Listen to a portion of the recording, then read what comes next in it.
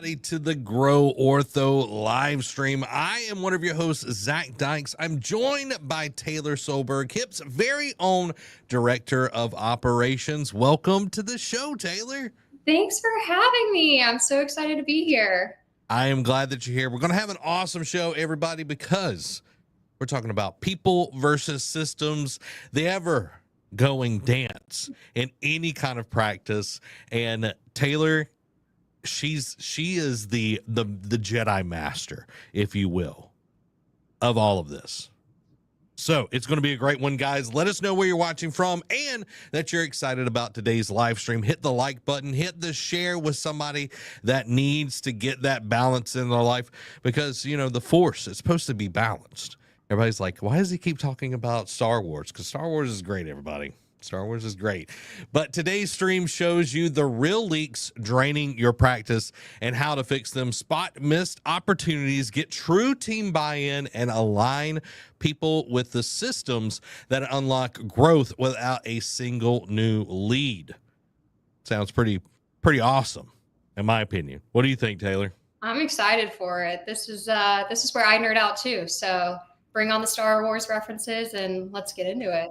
So, Taylor, before we get into the meat and potatoes, as I say, tell everybody about yourself and your experience within the orthodontic industry. Yeah, absolutely. So I actually have over 4 years of experience in the orthodontic industry with HIP, helping practice grow, run more effectively. I really love orthodontics as an industry. It's so unique. You really are building confidence for an entire community, and it's such a serving industry. So being able to help other practices serve their community is just such a cool and unique experience.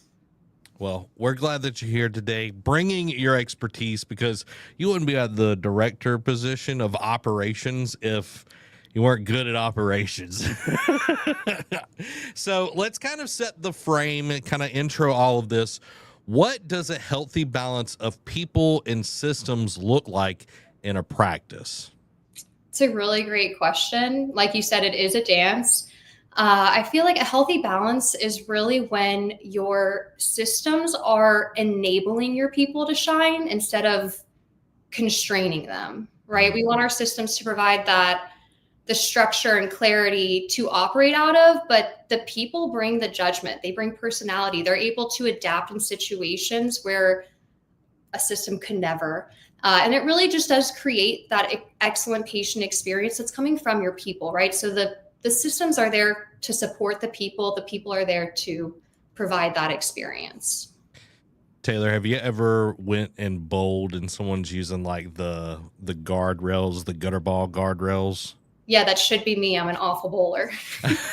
So, you can have those, but it doesn't mean that you're going to get a strike, right? Exactly. And it helps. And that's what systems are. But your team, if they're really good, they can get the strike instead of getting a few pins. So that's kind of like, I like to think of it. It's like, hey, we're putting some guardrails here. That way we're not hitting the gutter every time. We can actually get a few pins. And as we develop our people, we're going to be able to get more and more pins until we're hitting strikes. And it's just the guardrails to keep people in the lanes that they're supposed to be having.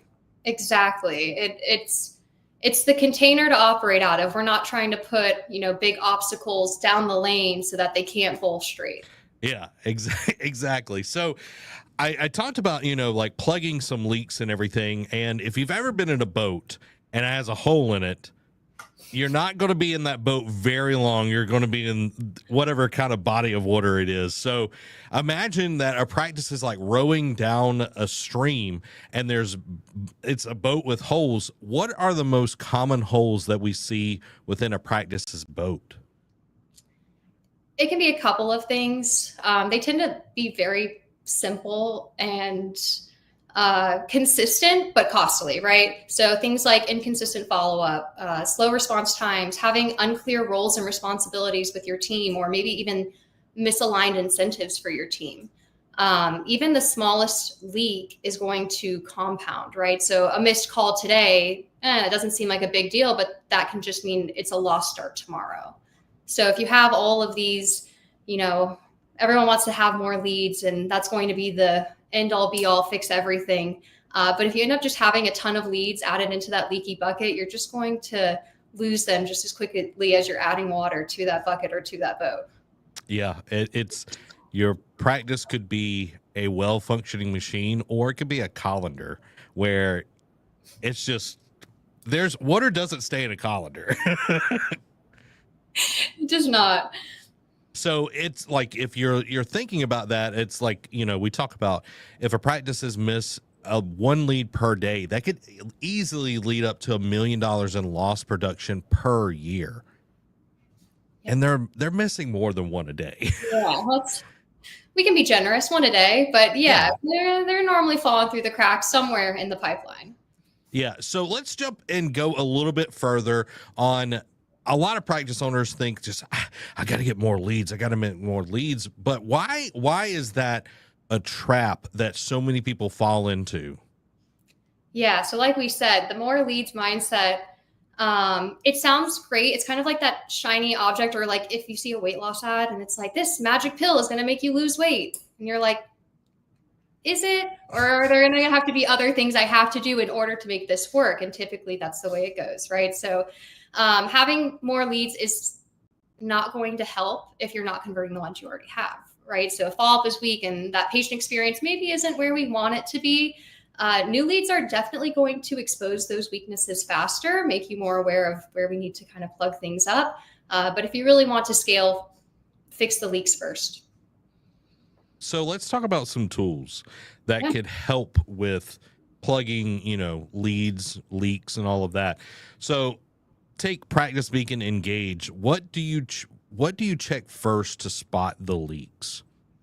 That's a great question. Those are two awesome tools for visibility and auditing. So when you're going into creating systems, looking at and utilizing these tools is going to be key. It takes the guesswork out of what you're doing. So I always like to start personally at the beginning.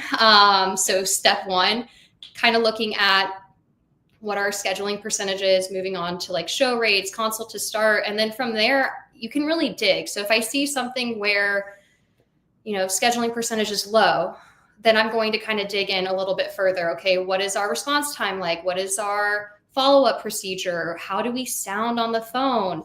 And then we can make adjustments from there. Yeah. And I think, answer rate, is a huge part of that. But if you sound like, what is the woman from Monsters Inc? Mike Wazowski. Yeah. If you sound like that, if you're putting people, you are the gatekeeper of everything. So you have to sound really good. And then follow up, making sure the show up rate is great. And then, is your TC actually converting? Is the finances the problem? Like, how do you need to structure that? So thinking about through all of those things, where would you start building operations and systems to design everything to kind of make the team's lives easier and start having them shine within the practice? Yeah, so I typically like to, when I'm going into creating a system, obviously using tools like Practice Beacon or Gauge, and I can identify maybe where we have an area for opportunity, that kind of will help. And then when you're digging and you're looking into it, I do like to think about kind of taking a step back. When it comes to systems and operations, we can get really focused on the individual in the seat versus the seat as a whole and the role that we want that seat to be. And so I always like to take that step back and kind of take that perspective switch and look at it more holistically of what does someone in this role need? What do they need to shine and let their unique talents and abilities shine through? And maybe where are they spending their time right now that's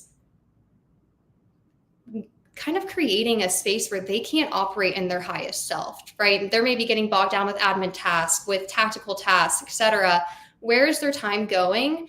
Where maybe it's not the best use of their abilities. And then from there, we can kind of gauge, okay, I have clear data now supporting my decision of, I know we're a little bit weak in this area.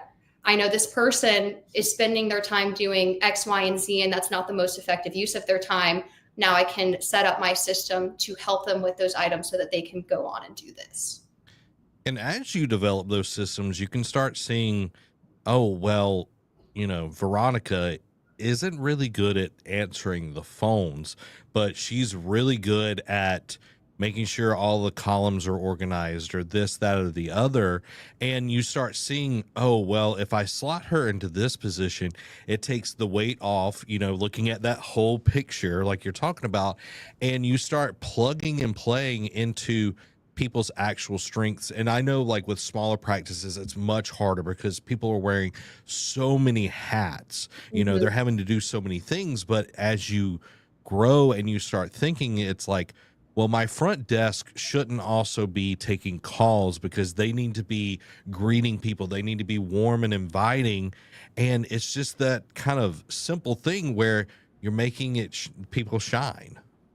Exactly. Yeah. And I think if you can think about it in terms of people. So that's definitely going to be the people on your team, like you said, where are they shining, but also your patients, right? That's really what matters. That's why we're all here. What's going to be the best experience for them? So like you said, if I'm a patient, I'm walking into a practice, and especially for the first time, and I'm trying to sign in and I'm getting one of these, I mean, I understand. We all understand we've been maybe in that position before, but is it the best experience we can provide? Are there things we can do to maybe elevate and make sure that every time a patient walks in that door, they feel welcome? They feel like we are here to support them. Yeah, and we had Brooke Oliphant from Rise Up Coaching on, and she brought up a good point where there's a lot of redundancies in the process of getting a patient in, where they're telling you the same information over and over again.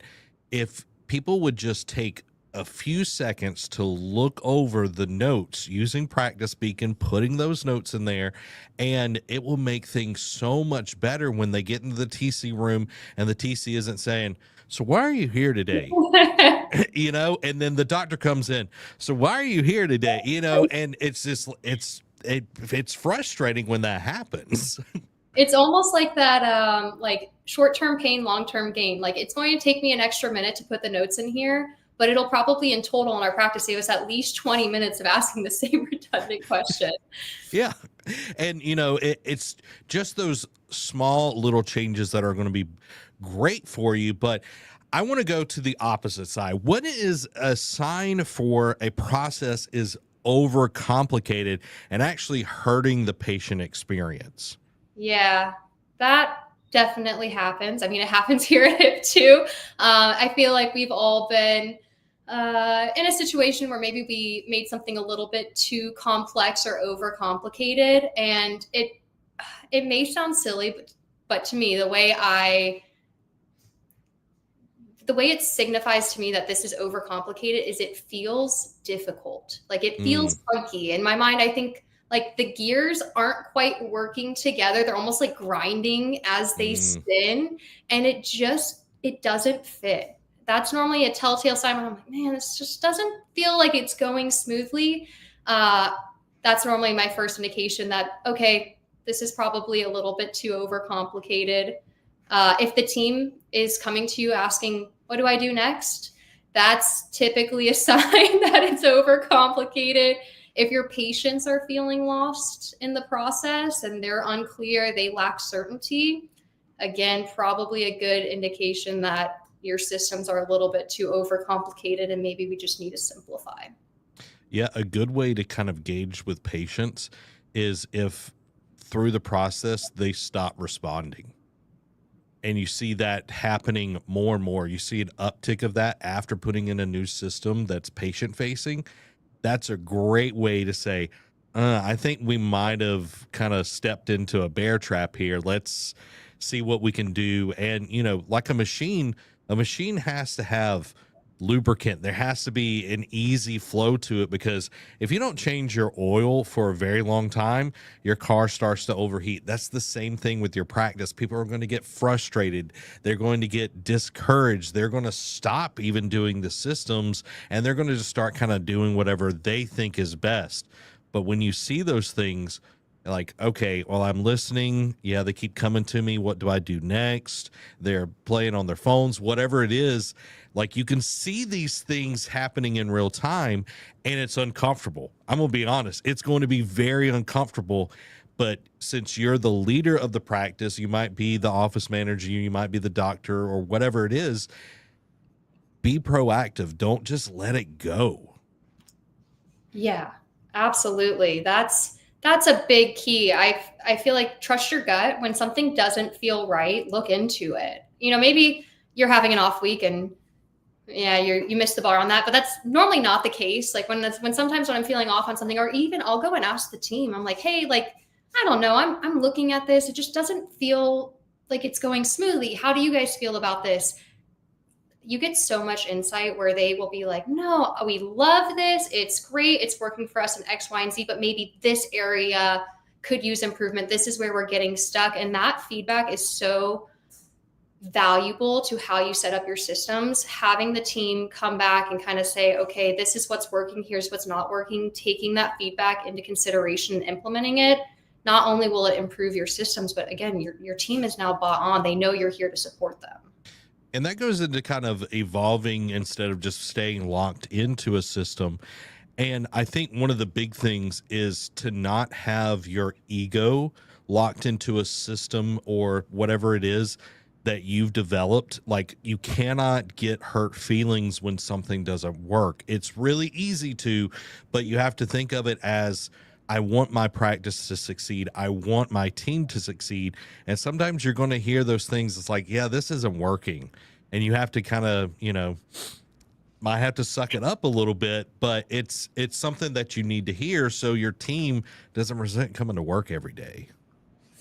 Yeah, sometimes you can get a little lost in the weeds of building something out and making it this thing that, look, I made this. This is a reflection of me as a leader. That you forget kind of the goal. The actual goal of the system is to help the team. And if you can keep that as the forefront of in your mind when you are creating these things, it'll definitely keep you on course. It kind of keeps that ego in check of like, this is to serve them. This is not where I need to show how great I am at building out a complex system.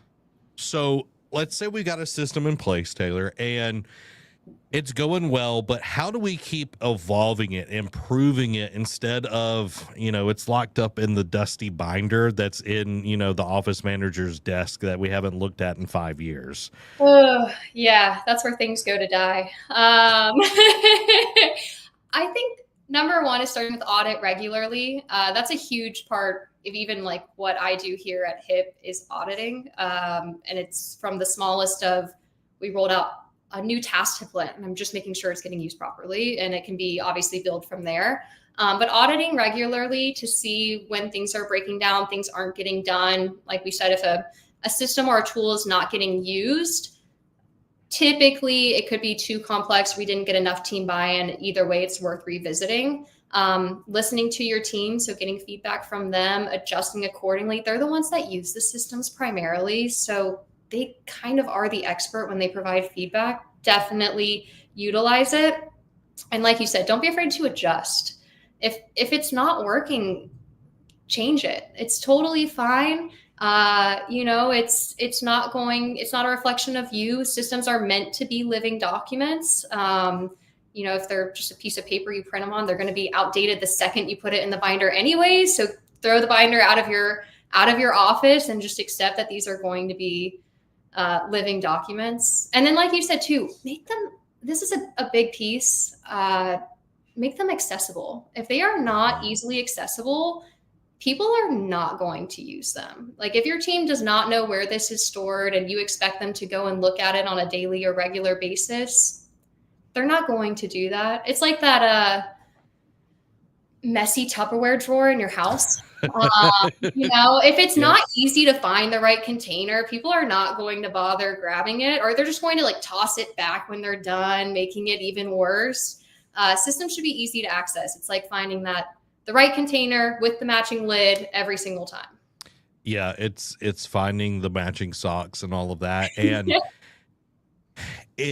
one of the things that I think people really get bogged down with is they feel, you look at an SOP and it feels daunting. Daunting. Oh yeah. You know, and I think if you break down your SOPs in the right way, it could feel empowering. So before we get into people versus processes, can you tell me a little bit about like what is a good way to develop an SOP? If for people who don't know, it's um tell them what it is. My mind just went blank. Yeah. So an SOP is going to be your team's guideline on how to do a specific task or project, essentially. I'm going to stress guideline again because it shouldn't be the step-by-step hand holding, which we have done. It's a screenshot of every single button they have to press, and all of a sudden one button is now renamed and they don't know what to do. Don't do that to yourselves. It's just like the bumper rails for bowling. So it's supposed to be a container and a guideline for them to follow. It's the path, but it's not every single step hand holding. You still want them to have autonomy and have judgment when they're utilizing an SOP. So it really should just be a guideline to get them to the goal, throwing in some tips and tricks. But you definitely don't want to do the hand holding step by step. Here's when you breathe. Here's when you go to the bathroom. Save yourself the headache.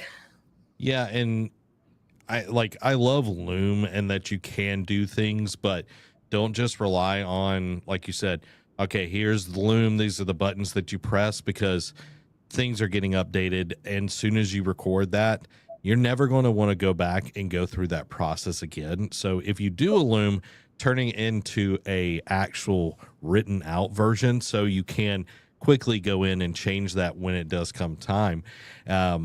Standard operating procedure. Standard operating procedures, yeah. Yeah. There we go. We got it, guys. We got it.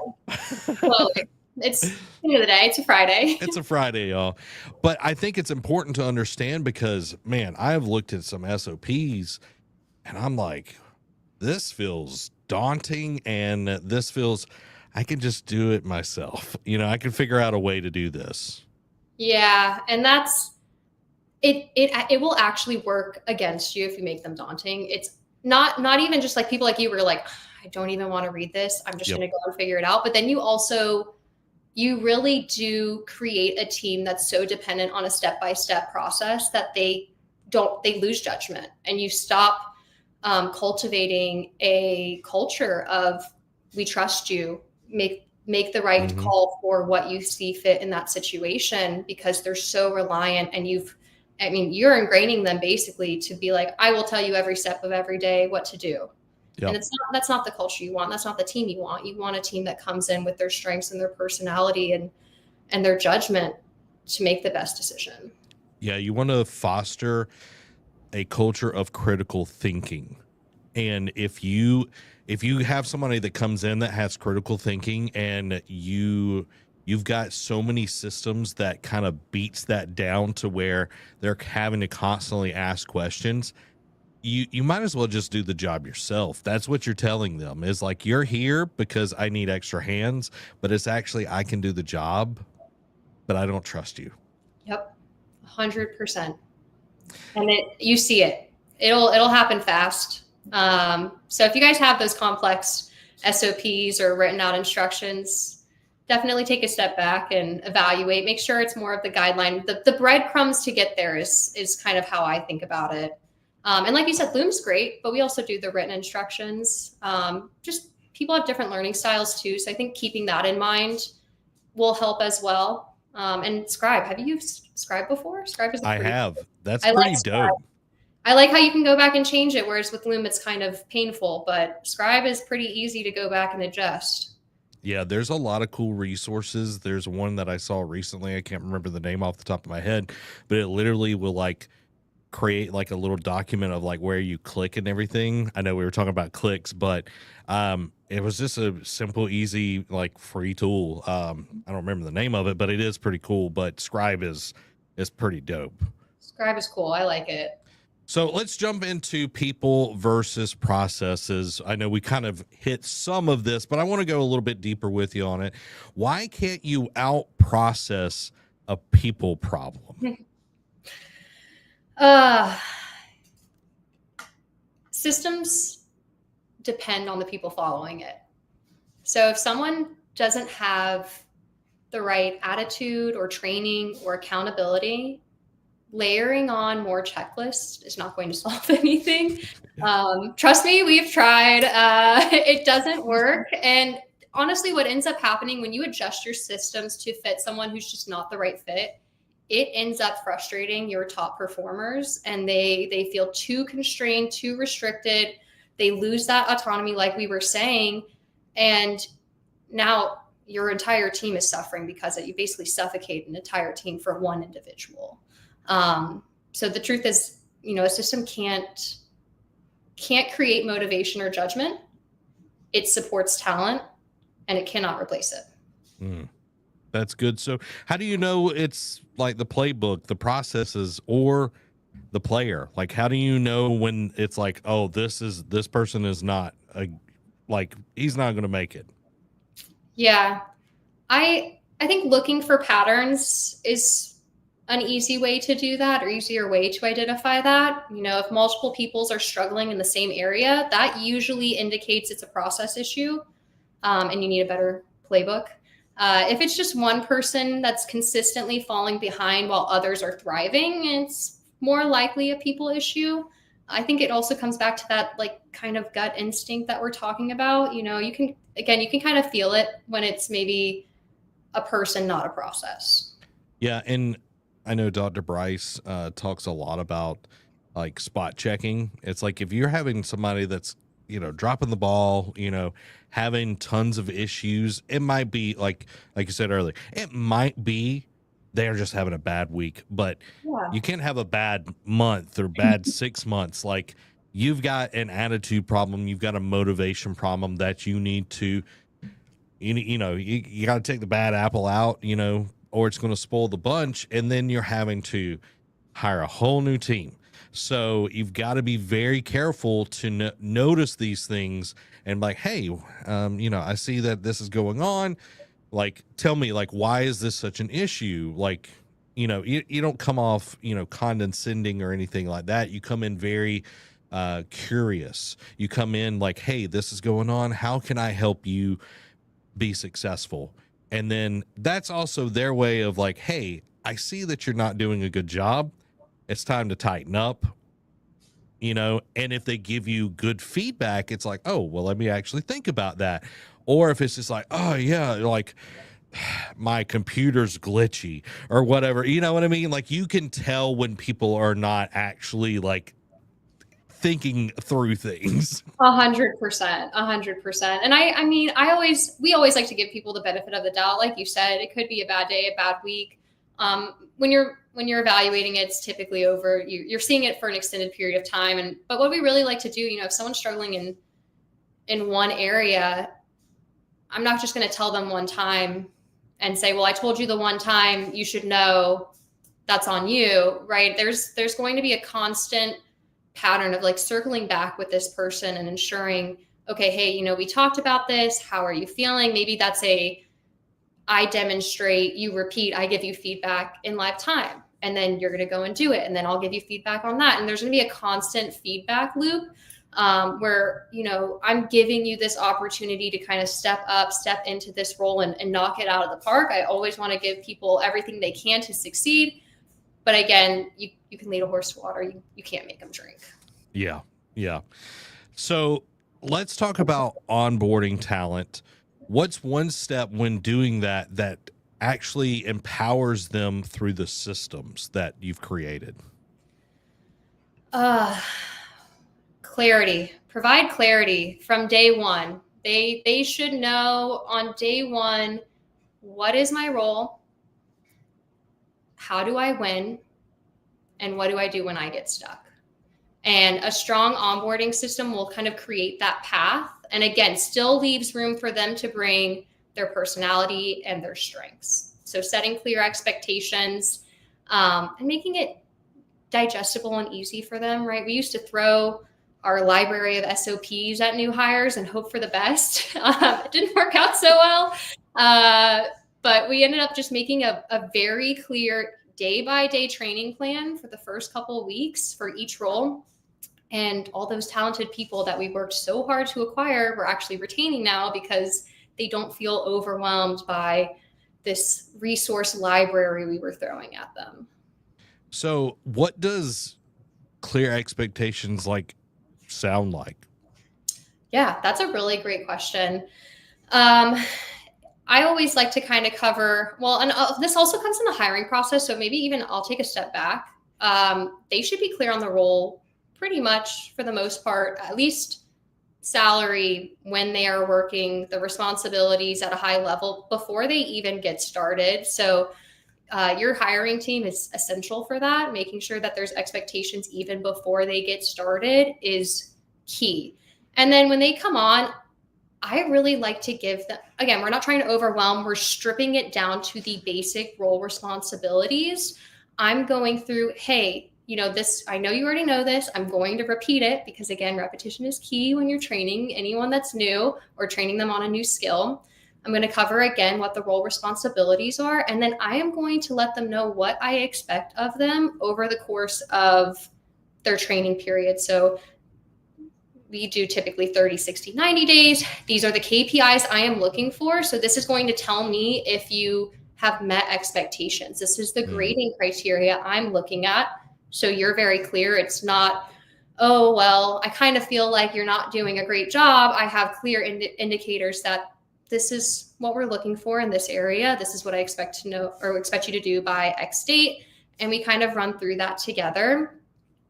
And then I give them the tools and the resources to succeed. Typically what we have seen, we'll give an outline, a training plan for a new team member as far as what we expect in their first 30 or 60, 90 days. Most of our key talented individuals went way faster, right? So they're doing like on day 30, they're doing their day 60 KPIs and they're meeting those expectations. They typically kind of take the reins and they'll roll with it, but they have a clear path and roadmap to follow.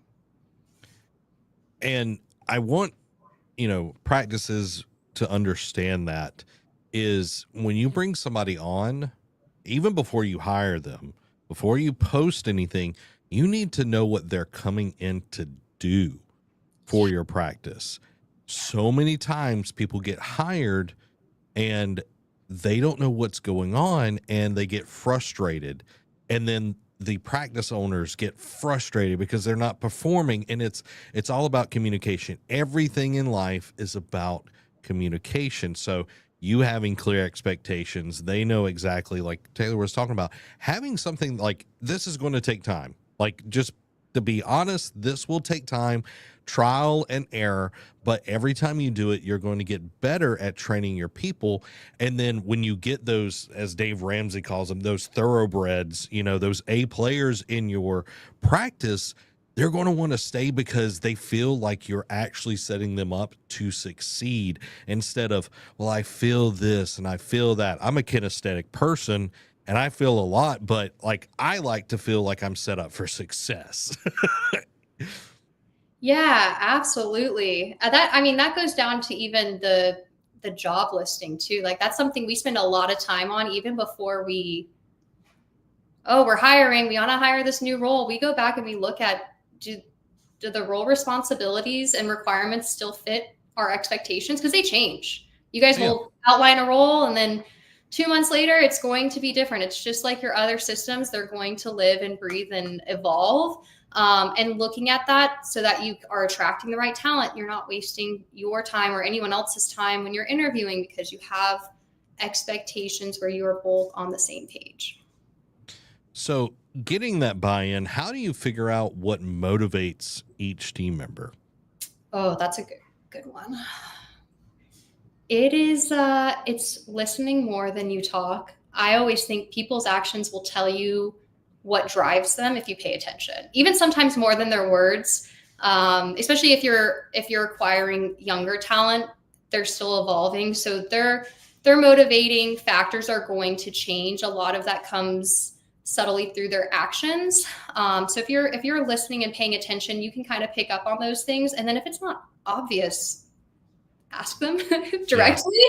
And it's going to be different, right? Some team members, they light up when they are just recognized. If you just sing their praise in front of everyone else, they're going to be like, oh my gosh, I'm amazing. You're just going to see that joy. Some people are really hungry for having a growth opportunity, knowing you have a growth plan for them and you're helping build them and grow them as an individual.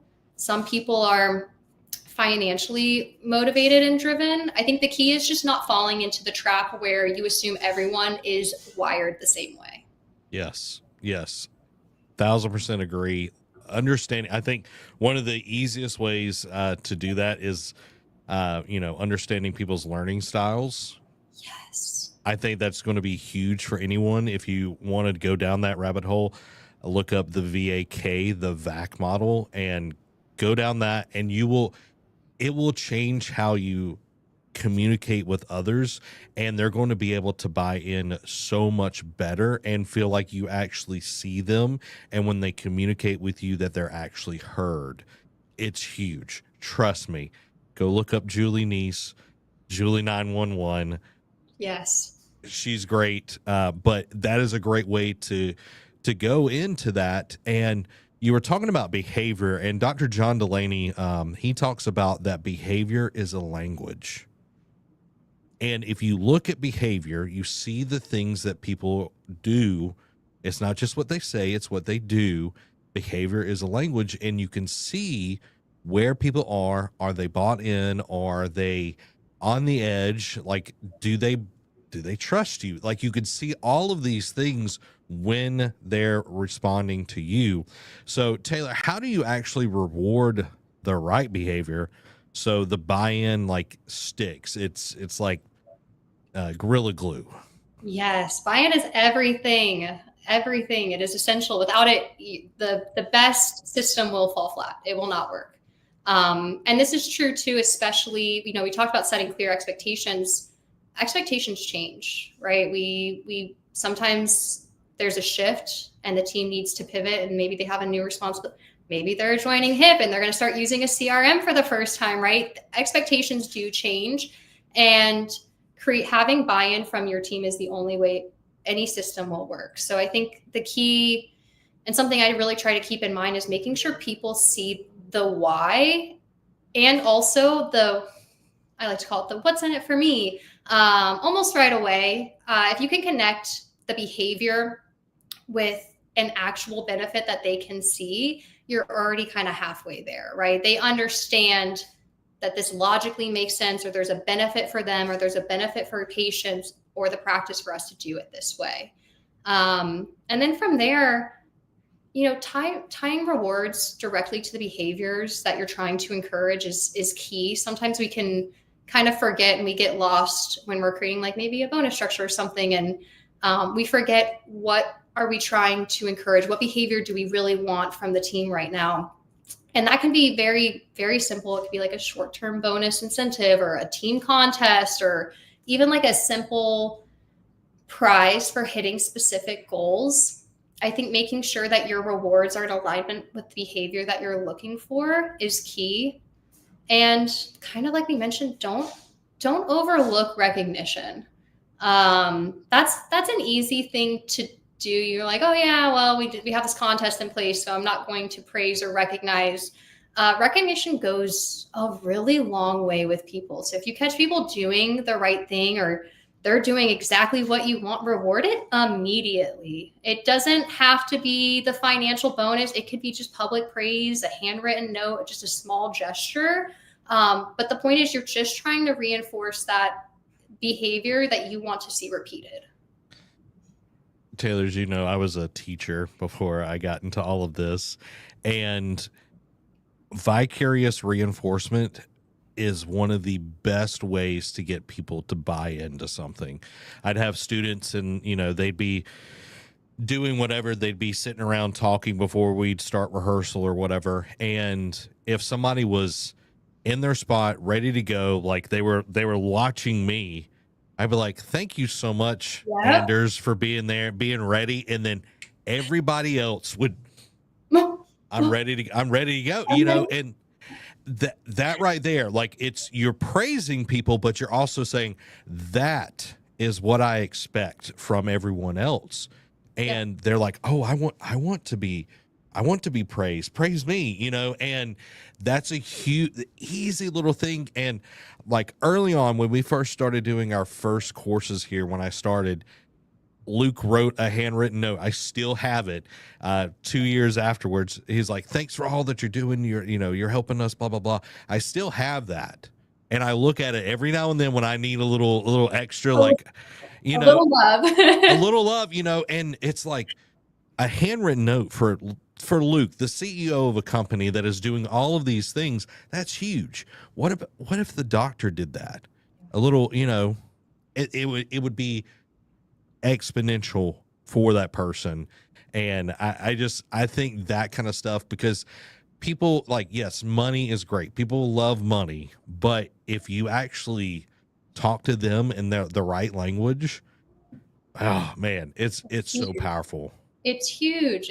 Everyone kind of jumps straight to the money aspect, but recognition and recognizing right behavior. I also was a teacher too before HIP. So I didn't know that. Yeah, before I got into marketing, that was so it's funny how similar, and not in like a disrespectful way, but it is funny how similar it is teaching kids to just interacting with any adult human. It's the same. If you treat every adult like they're just a really big kid, your relationships are going to be excellent. You feel a lot of love, patience, and kindness, and it goes a long way. So I know we talked a little bit about this, inspecting what you expect, and how often should leaders within a practice review the processes without micromanaging? Like every week we got to add a new thing. Like, how do you kind of balance that? Yeah, that's a good. It's just like the people and process thing. It is a dance, but your team will not respect, very rarely, I should say, respect what you're not inspecting. So if you just say, hey, go do this new thing this week and expect it to stick without ever looking back into it, it probably will not be successful. It does take a little bit of review. I found the micromanaging part for me is really down to like communication, and how you're communicating with the team about certain things. As far as review process or cadence, I really like the weekly check-in. I just feel like it's structured enough to catch things early on before it snowballs, but it's not so constraining or micromanaging that they can't even operate day to day. For us, honestly, at HIP, shifting to our weekly meeting cadence where we have weekly metrics has changed the way that we communicate with the team. I feel like we took our big goals and we broke those down into weekly metrics. So the team sees exactly where these numbers are coming from, what they're going towards. It's a very clear picture of the why. And it's very clear expectations. Here are the weekly scoreboard metrics. And from there, those numbers are owned by the team. It's not me going to the team saying, hey, this metric isn't where we want it. What are you doing?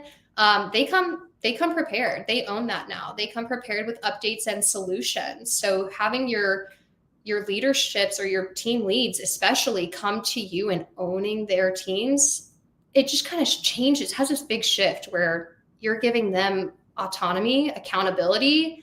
The tone of communication you have with them is just completely transformed. It's puts us on the same team, and now we're working towards this goal together. It's not me versus you. Yeah, it's you're going alongside them instead of dragging them behind you. Yeah. And I think that's huge. Like, you think about like an ox, if you have like a team of ox that have the yoke that's on both of them, and when they're both aligned and they're moving forward together, it's comfortable. Like, the yoke isn't like this hard thing, and they're able to go much further. But if one of the oxes is in front and one's behind, it becomes painful for both sides of that relationship, and they're not really making progress. No, and it feels really hard to make progress too. Yeah, and it's like, if people aren't, doing that dance, getting into that, then it is going to be painful. And it goes back to some of the things we talked about earlier in the episode is, checking if it's the playbook or the team, like where are things falling apart, and being curious and humble when those things are happening. But Taylor, I want to jump into one metric that you always inspect. What's one thing that you always look at when you're dealing with systems and all of that? One metric that I always look at. It could be, wow. I really do feel like, well, if we're talking about at a practice, in particular, I mean, can I make it up and call it like the patient journey score?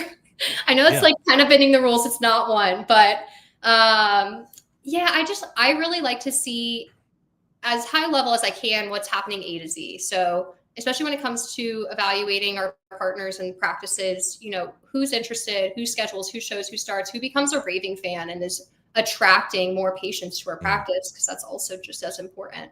I like to see where there's specific stages where things could fall is essentially what I like to look at. I feel like it's a really good indicator if, for us and at HIP, here's a great example, sales are up and then we notice that 2 weeks after onboarding, people are wanting to leave. That's a pretty good indicator. If that's like a significant stage before they're in like account management and we're working with our partner success and our practice growth advisors, something's happening there that's not working, not quite fitting. Why are we losing people here? So I do like to kind of think of it as everything in like a stage, and where could we potentially lose people from stage to stage, and then from there dig in further. Yeah, the handoff is very important.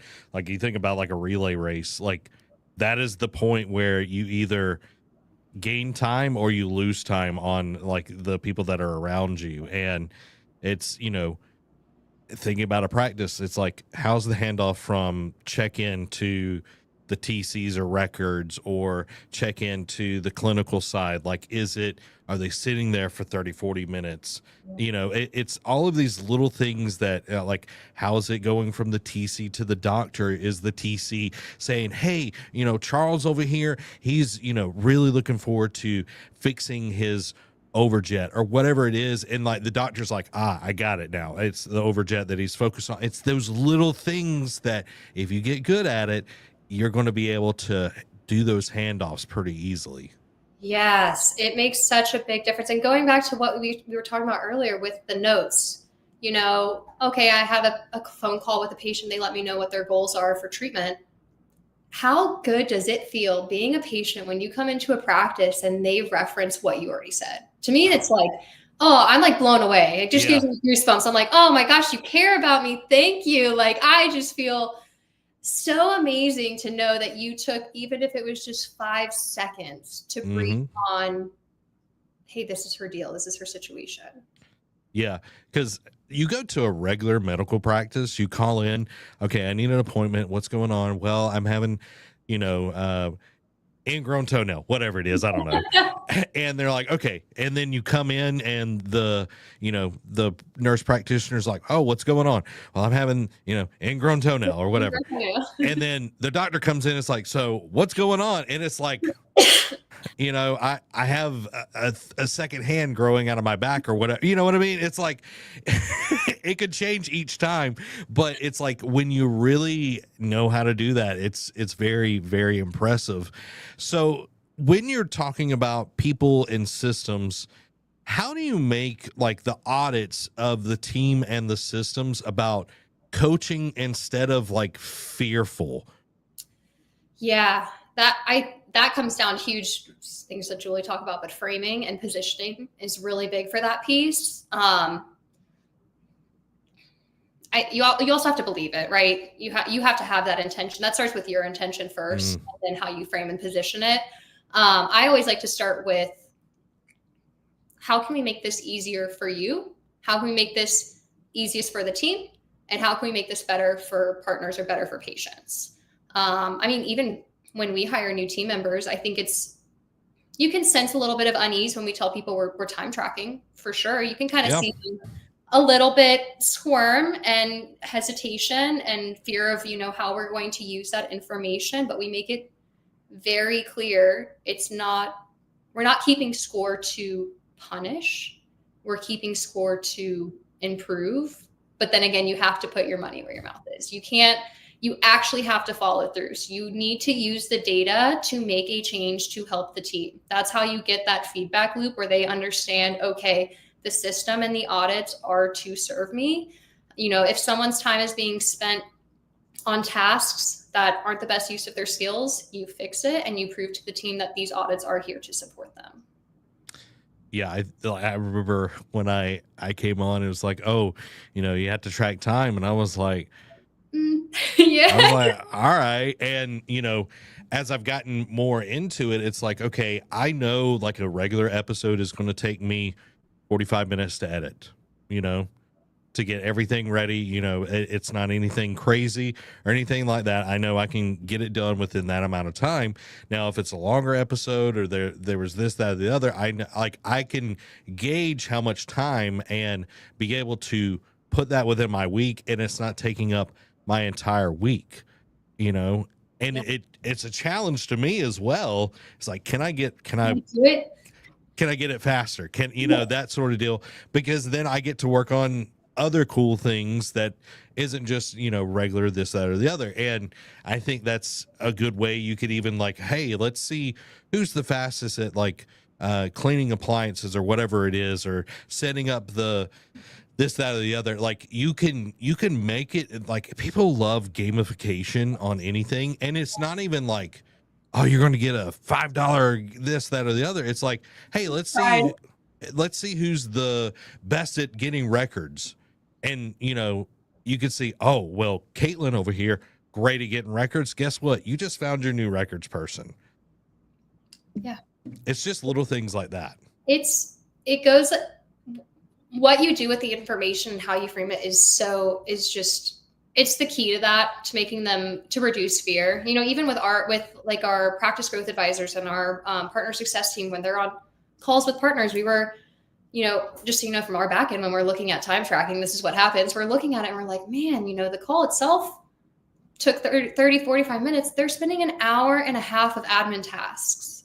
Like, that's painful for me. I know they don't want to do the admin task, and they're spending more time doing that than actually talking to partners, which is what we're all about, is creating a great experience for them. It's all about the partners, not in alignment with what we want. And from there, we get to make all sorts of cool stuff where you're using AI and automations to do the work for the team. And man, it makes them feel great too. They know that you're there solely to make their lives easier, make their world easier. They can operate and just let those skills shine through.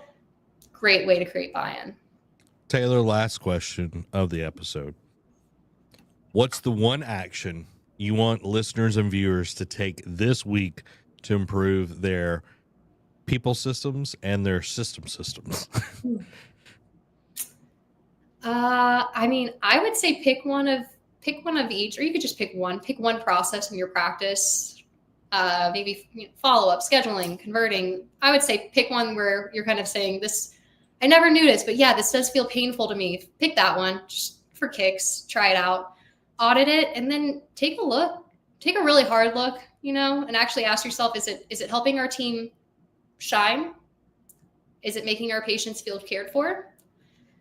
And if it's not, just make one small improvement, and see if it has an impact. See what that impact is. And your team is going to be like, oh, they're actually listening. Yeah. They're here for me. And they're going to come in way more excited every day if you keep doing that. Well, everybody, that is our stream today. Make sure to like and subscribe to our weekly podcast, the Grow Ortho Podcast, to hear more content that can help you grow your practice. Mark Twain said it best: the secret of getting ahead is getting started. So get out there and get started making the changes you want to see in your practice now. This has been Zach and Taylor. Thank you for watching the Grow Ortho live stream.